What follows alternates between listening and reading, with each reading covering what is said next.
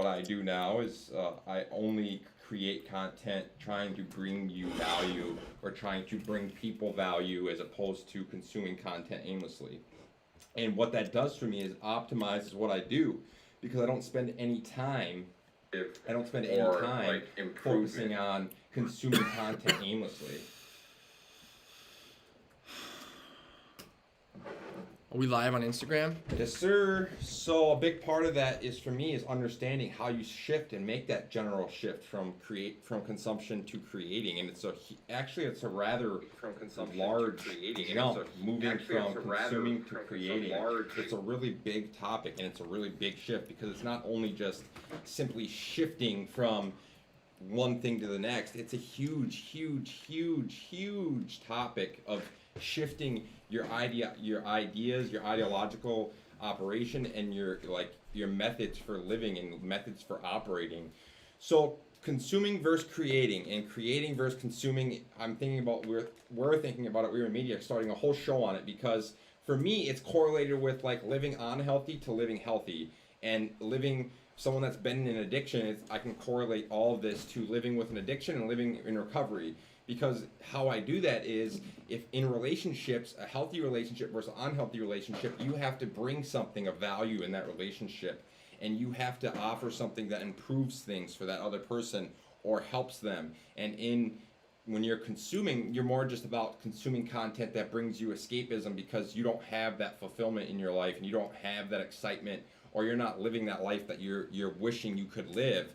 And so then you consume content that brings you that. That brings you that fulfillment, excitement, and fantasy of living a life that you're doing and you have control and you're doing what you want to do.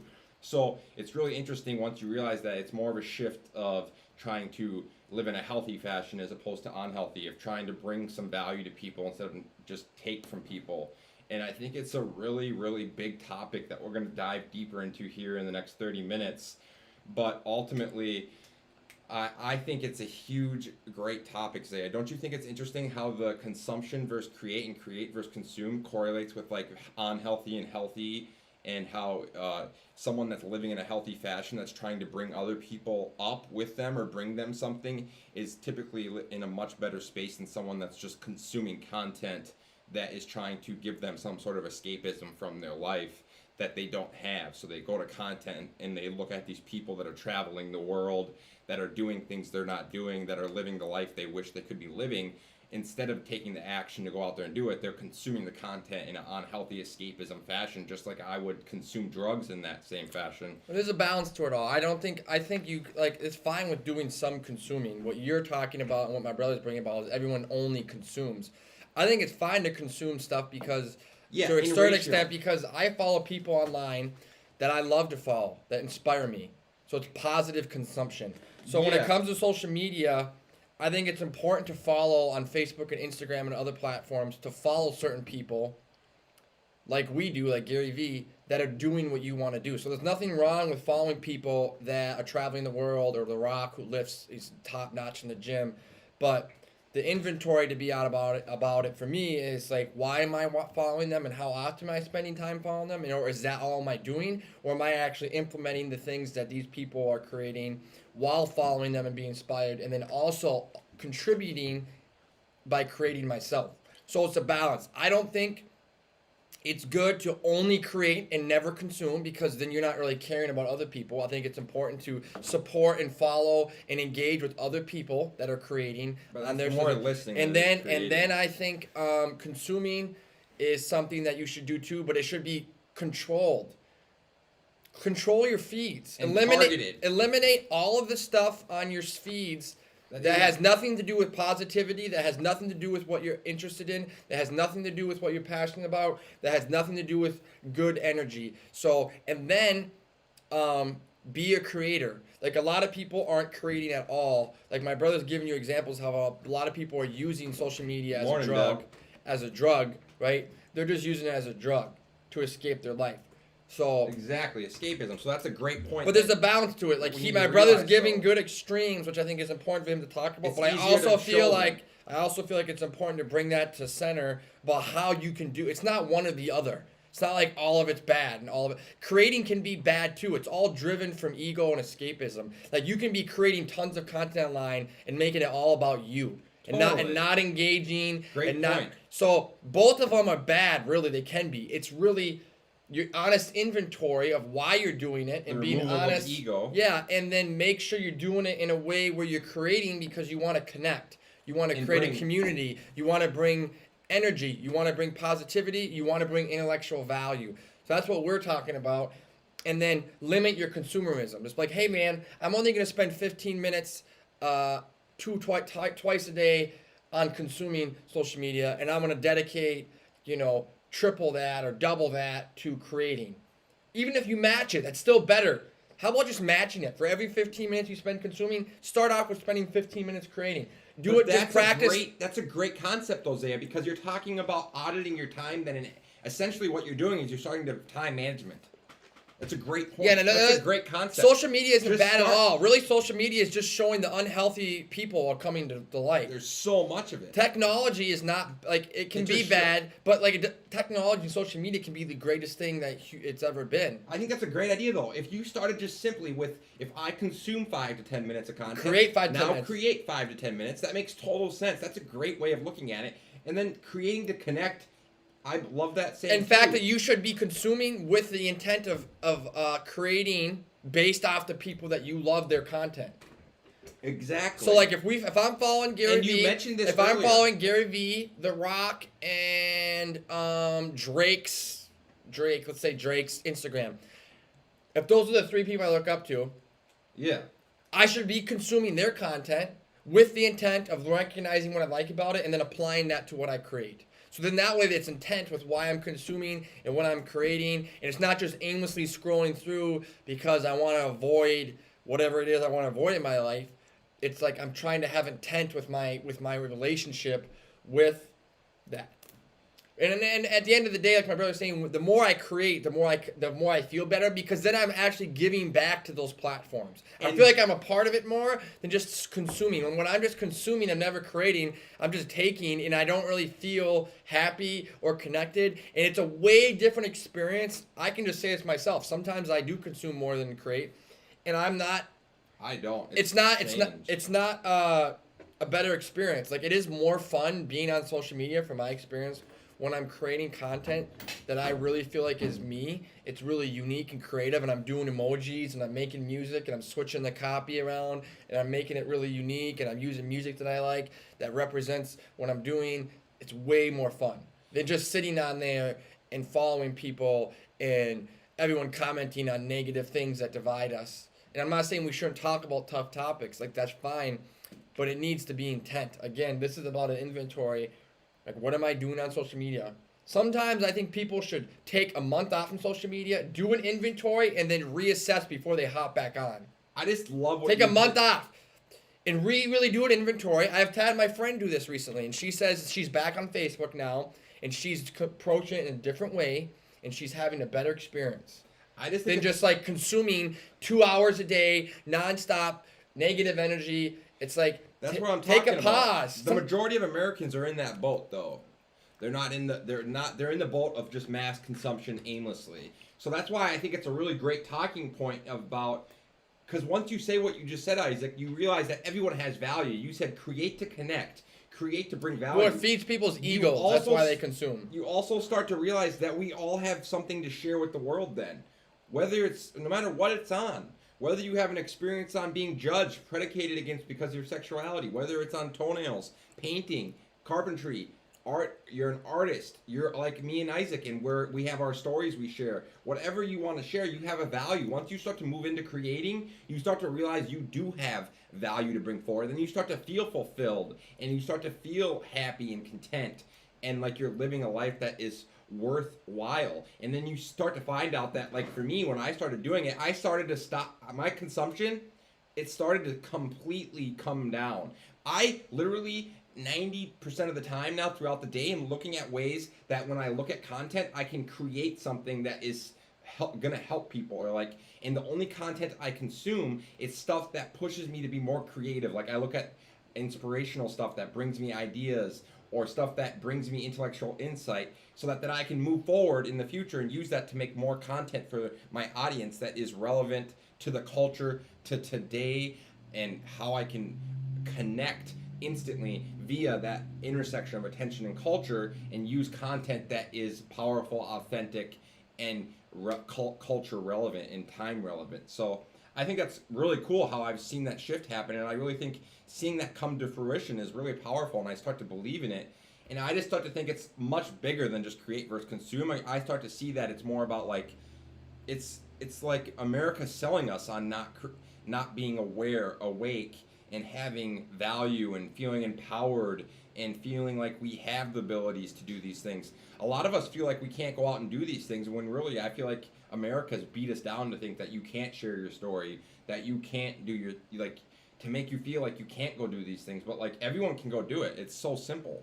So I just think it's really interesting to look at it in that lens of extreme levels, like healthy versus unhealthy, which in a healthy relationship, you bring value, you build people up, you give them worth, you remove friction from their life, you give them some value. And in an unhealthy relationship, I come and I take from that relationship, and that's it. I just take, it's all about me. And that's very similar to me and my drug addiction. When I think about it, is when I was using drugs and addicted, it was all about me, buy, consume, get high, and feel good. And then there was no healthy give or take there. So I think that's really interesting when you start to look at the consumption in America and how Americans, and you start to correlate all the things about being addicted to time and speed and friction-free processes, and how we're addicted to spending our money on stuff, and we're addicted to consuming stuff and escaping in entertainment and escaping in social media, because we're not living that life. Where I feel like if you, like me, I start to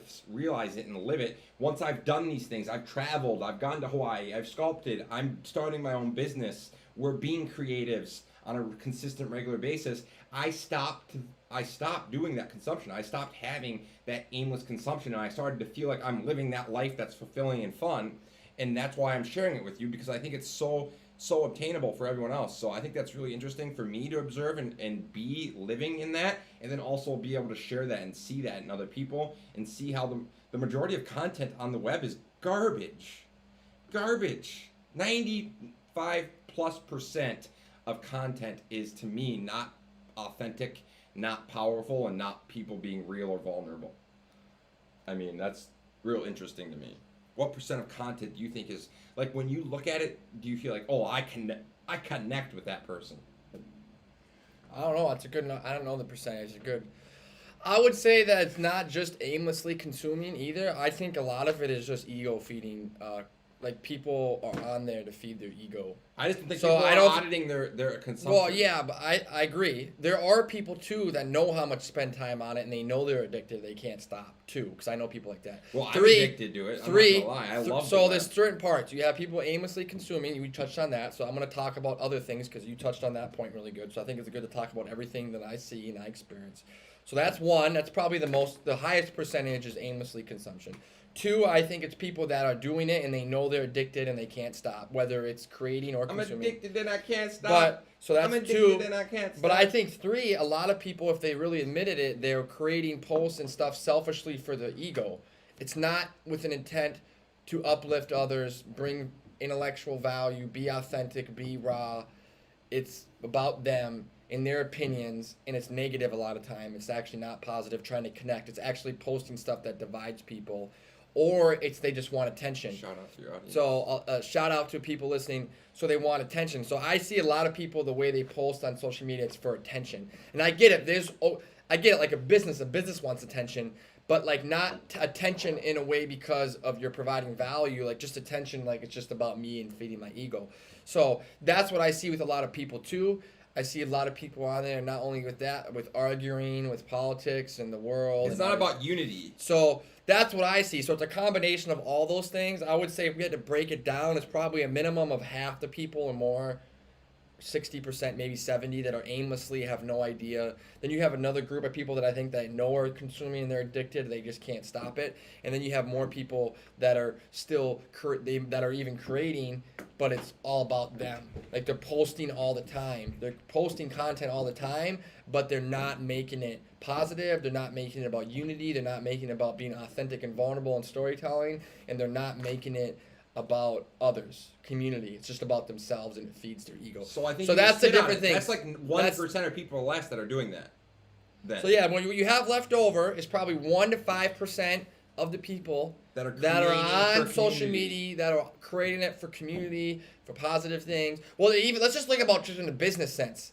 Oh, there's only like, but if you look at the amount of people that are on social media actually trying to grow their business, that's probably what 10% of people, and even those groups of people aren't all doing it the way that we're talking about. But if just everyone, you realize that social media is the platform to grow a business and make money and monetize your passion and connect to people at the same time. 90% of people should be on there doing that. Yeah. At least, even if it's for selfish ego, like we see a lot of people with businesses with Instagram specifically, where they got the Ferrari and the big mansion and the yada yada. I hate that shit. Yeah. I'm not gonna say hate. I don't use the word hate; it's a strong word. I hate but that shit. I will. I'll smash him with a chair. Yeah, I'm not gonna smash anyone with a chair, dude. That's not what I do. But those people are just another form of someone who's still feeding their ego. They're still trying to make an image. They're not being authentic. They're not being real. And even if they have a Ferrari and a big mansion, that's still selling a false dream, and I think that's negative about why people should be motivated to do what they love. It should be to get a big house and a Ferrari. It should be about happiness and passion. So even in that realm of the small percentage of people, and that's only if you're on Instagram a lot. You don't see it on Facebook as much, but it's clear on Instagram. My brother knows. Like if you're on bunch Instagram, of garbage. If you're on Instagram, bunch of flakers. You got it. You got a lot. You got it. But I'm not going to judge if someone thinks that's what makes them happiness. That's fine by them. I'm not. But it's showing your insecurities in if you have to post a photo on Instagram of me with money or me with cars or airplanes, it kind of says a lot about your ego and your fear and your insecurities, because that's like you trying to flash your. It's like almost measuring your cock, or like you having to flash your big wad, or you're having to flash your big fancy car. I'm not. I get what you're saying, but.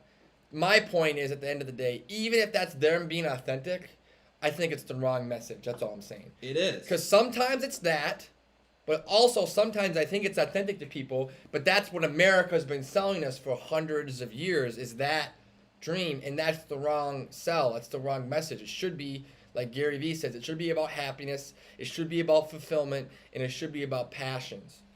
If that happens to be a Ferrari and a big house, fine, but that shouldn't, in my opinion, that shouldn't be the overall message. And I think most people, that's not what, that they don't care about that. Most people, the most audience out there, you might get 1 to 10% that's what they want, but for 95% of people, they just want happiness, fulfillment, and passion in their life, and it has nothing. Control. It has nothing to do with the Ferrari or big mansion. It has more to do with the freedom to do what you love with the people you love, waking up every day, doing things that fulfill you and make you happy. And that, at the core, is what we all should be spreading on social media. The who, the what, the when, the where, whether the why. You're a business or just a person. That directly correlates to time control, though. Yeah, exactly. So, again, that's what this is all about. And then wrapping that up, too, it's like you're creating and giving a message. We're designed to create as humans.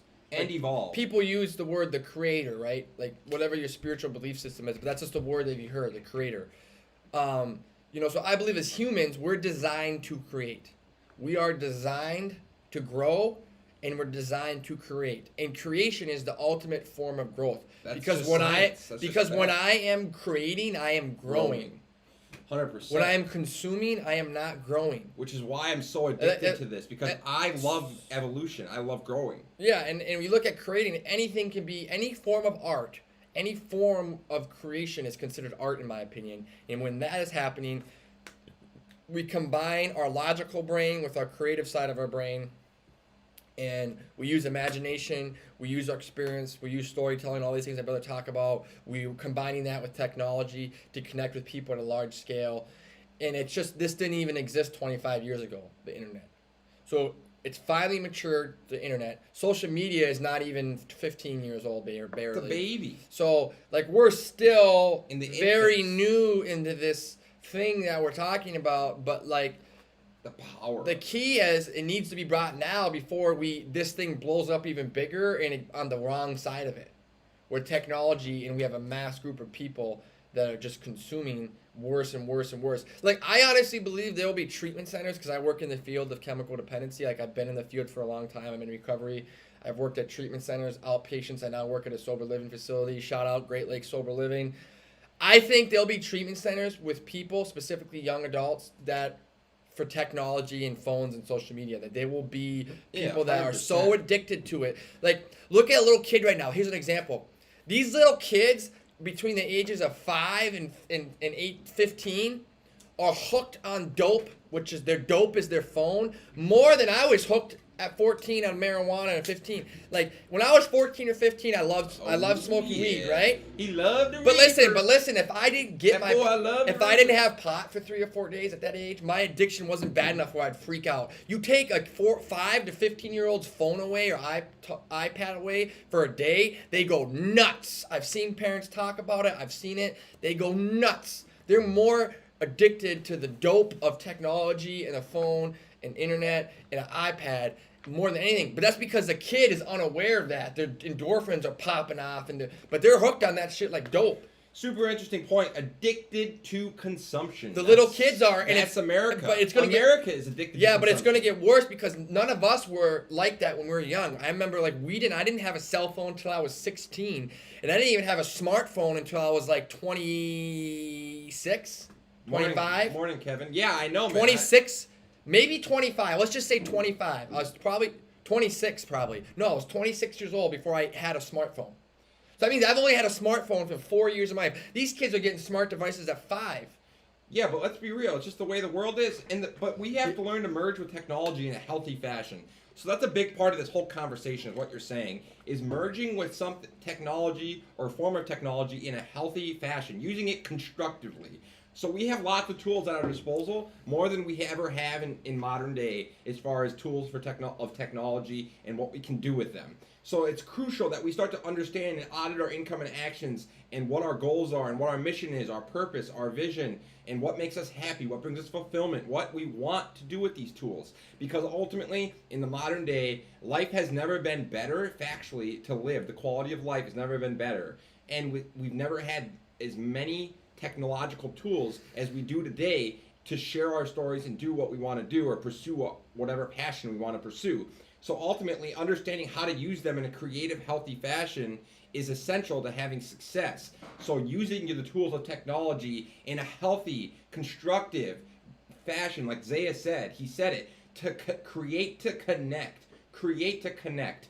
And really the best way to create to connect is to remove my ego, be humble and open-minded, and sharing my story in a powerful, authentic fashion, to be real with you and share my wounds, share my scars, share my battles, my trials, my tribulations, and my sweat equity I've built up through life and I've had through all these trials and tribulations, and share that with you in a vulnerable, authentic, powerful fashion so that you understand I'm being real with you. I'm not trying to flash my amount of big checks I have, my big car, my big house, all of that. Just being real and doing so and using the tools of the modern day to do so in a creative, culture relevant fashion to the modern day is exactly what we're talking about. So understanding that is really a big shift. It's a shift from consumption to healthy creativity. It's a shift of not auditing my actions, my time, and my income to auditing my time management, my income, and my actions.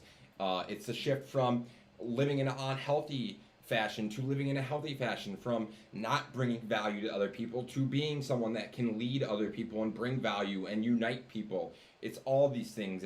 It's a big shift, and it's a big topic, and that's why I think we might even in the future actually have a show called Create versus Consume, or Consume versus Create, and just continue to talk about the dialogue on this, because you can go even deeper into this, into the whole manipulation of the consumer, because the consumer is so time poor in the modern day because we don't have control of our time. and how businesses are unethically manipulating that to gain their money or manipulating the consumer for their cash. So it's a really big concept, and it's a really big issue. So I think it's a really great topic to start a conversation on, and I'm really proud and thankful that we are starting the conversations on a lot of these things at We Are in Media, and we're starting them and we're bringing them to the marketplace so that these conversations can be started and begun and the dialogue can continue, because this is how progress comes to fruition, and this is how unity and community are developed, and this is where you earn the sweat equity to develop connection and unity and community. So it's really essential, and I'm thankful that we're doing it, and I'm proud that we're doing it. I'm really honored to have my brother here doing it with me. So, but also shout out to Great Lakes Sober Living. They're doing amazing, great stuff at that facility. Thanks to Brian Annis and the one and only Isaiah Soul here next to me, because that's a big part of what you guys do is about shifting people from unhealthy to healthy, from no direction, purpose, and mission to a life with purpose, direction, mission, and guidance, and all these things that we talk about. Great Lakes Sober Living is doing all those things, aren't they, essentially? Yeah, I mean, when it comes to, first of all, this is a process. This doesn't happen overnight. It doesn't just happen. It takes effort. It takes consistency. When it comes to change in general, it has to sustain change, right? From my experience of what I've seen with myself and other people, like, it takes effort. But that's all we're really responsible for is our honest effort. That's all we can control. Like, that's it, honesty and effort. So, yeah, that's what we do. It's basically what we do in a nutshell. It's really important to create, when they're talking about people when they're used to consuming an addiction, it's important to create new structures, new accountabilities, new systems and ways of life, and then also practicing. Like, if I'm used to consuming, it's about me. So it's about practicing getting out of the self and helping others in some capacity. So those are kind of the things that... So that essentially is exactly what we're talking about, if you realize it. Yeah, that's what I'm saying. I do realize that. Yeah, I'm just saying I'm saying it the way how I speak. Yeah. So I'm saying that that's what we do, and that's what anyone needs to do when it comes to change, is it starts with being an inventory and then figuring out how to create new structures, new accountability, new efforts, and getting out of the self. So and when it comes to this, social media, create versus consume, it's the same thing. Like, I need to look at my how I'm doing social media. I need to change my structure with it. I need to change how I'm holding myself accountable with the time I'm spending on social media. I need to change making it about me. I need to change to make it more about others. So that's kind of what I get versus create versus consume. And totally, I think it's a shift from me to you. Yeah, and to sum this up, for me, like, just to start, I'm gonna keep this real simple. Is like inventory how much time you're consuming. I love this. Yeah, I like to keep this really simple. Great idea. Cut it in half. Or match it. Cut it in half first, then match. After you cut it in half, match. So then you're spending the same amount of time that you were on it before, but you've essentially cut your consumption in half, and the other half that you were consuming, you're doing it to creating now. That's a very simple challenge. Very simple. Simple thing that I'm going to suggest. Cut it in half. First, audit how much time you're spending a day on social media. First, cut it. no. Cut it. You gotta do that first. Cut it in half. Then start creating, and then 3, eliminate everything on your feed, every friend, every person negative. That's just not filling you up with Positive. positive energy or inspiration or passion. Eliminate everything. Because what we eat and consume is not just food. Everything. Music, food, Instagram, social media, TV, friends, family, everyone that we are honest that we consume all of that feeds us. So we can 100%. choose to feed ourselves with nutrient-dense foods, healthy music, healthy exercise, healthy social media, 100%. or we can choose negative. So that's the 3 steps. Audit how much time you're spending online, cut it in half, replace that other half with creating, and then eliminate negative energy on social media. And I guarantee you, if you do those 3 things, you will have a dramatic transformation in a very short period of time of how you feel in life and in your experience with social media on there. 100%. That's what I would say. That's what I would say. I love That's that. how I would Zane. wrap it up for me. I think we will wrap it up, and I think that's a great way of wrapping it up. And I think you touched on a lot of great things. And I think we touched on a lot of great things, and ultimately creating to connect and creating to give value and bring other people some sort of value at the end of the day, and understanding that in order to do so, we have to audit our time that we're spending on these social platforms and then move towards creating and bringing that value to others. And he just gave you a simple, direct way to do so. You just would start simply by auditing how much time you're spending, reducing it, and then moving towards creating more. So at Weirman Media and Two Brothers TV, we got to call the episode good for today. We appreciate your time and energy, your attention. Thank you. Your attention is our oxygen, and we greatly appreciate you tuning in, liking, sharing, and subscribing. So if you continue to interact and be a loyal brand follower, we will make sure that we get you mentioned in one of our next podcast shout-outs. At the end of our podcast, we are giving shout-outs to loyal brand followers because your attention is our oxygen. Fast, fluid, flexible content creation for the modern day. O2, baby.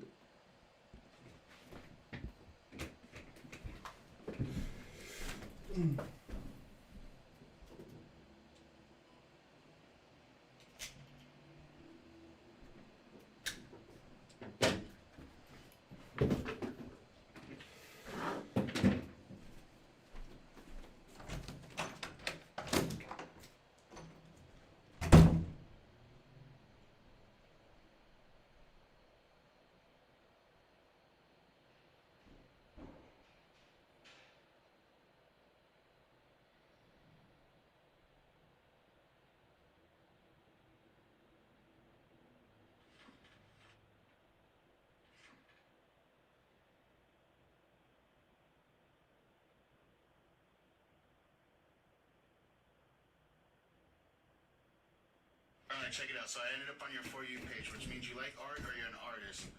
I just wanted to show you my work. Look at the detail. I spent many hours on this. I just hope I get one like, a couple of comments, maybe a share even. That'd be dope.